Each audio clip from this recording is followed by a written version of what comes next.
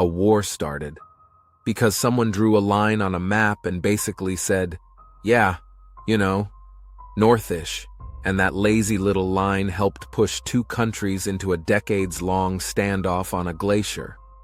Welcome to the map that lied, and the coldest, highest argument on Earth.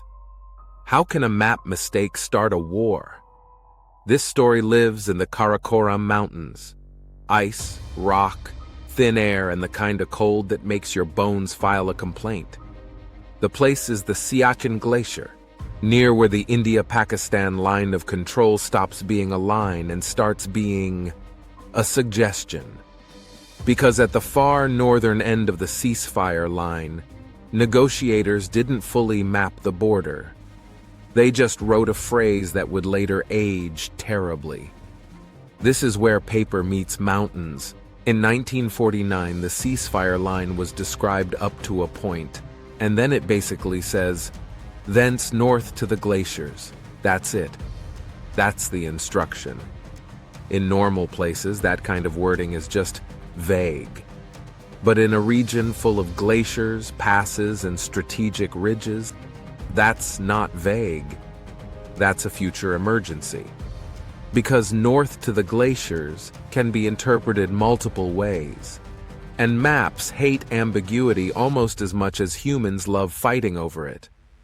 Two interpretations. One glacier, infinite drama, how a map becomes a weapon.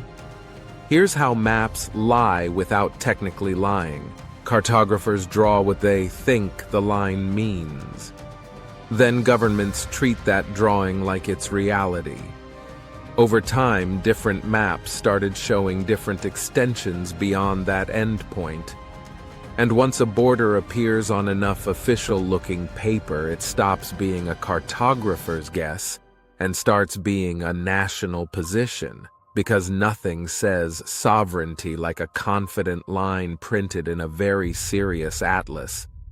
A pen stroke can become policy. Now, why does anyone care about a frozen slab of ice?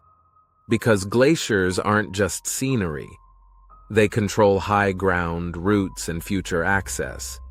Siachen is massive, around 76 kilometers long by common measurements. And it sits in brutal altitude where weather kills faster than politics ever will.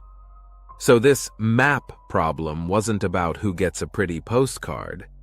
It was about who gets the heights and who gets boxed out. When the map is unclear, the mountain becomes the argument. Once both sides started paying attention to that empty space beyond the line, it became a race. If the border isn't clearly drawn, whoever occupies the key positions first can basically say, look, this is how the map should be.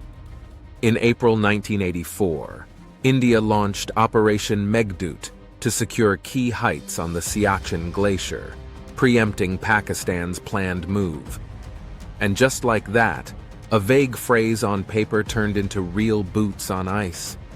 Here's the part that doesn't make it into patriotic montages. On Siachen, the environment is the most consistent combatant. Avalanches, frostbite, altitude sickness. This place punishes everyone equally.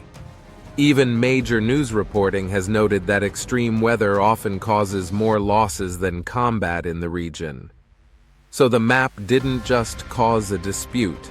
It helped lock people into a decades-long job posting titled Snow, Danger, and Existential Regret. The deadliest enemy here isn't bullets, it's weather. This is the dirty secret of borders. Many of them were drawn with incomplete surveys, rushed negotiations, or straight-up guesswork, because the people drawing them often weren't the ones who had to live with them. And once a borderline exists, it has a superpower. It feels final, even when it was basically a placeholder. A map can turn uncertainty into confidence, and confidence into conflict. If the map is wrong, reality still has to deal with it. And if you think this is rare, There's a place called Bir Tawil that's effectively unclaimed because two different historic border definitions don't match. It's like geography's version of both sides choose the other option, so the leftover piece gets ignored. Maps don't just describe the world. Sometimes they accidentally create loopholes in it. Borders can glitch, so the map that lied isn't just a story about ink. It's a story about how humans try to simplify a chaotic planet, and then get shocked when the planet refuses.